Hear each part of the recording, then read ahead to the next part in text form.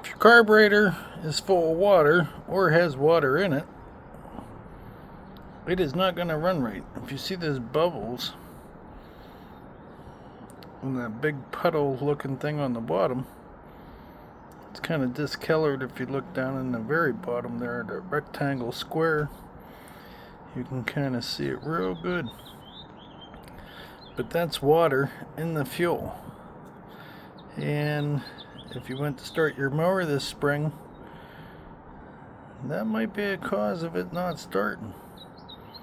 You know, dump your old gas out or your last year's gas. Don't use it. It's only going to create you headaches.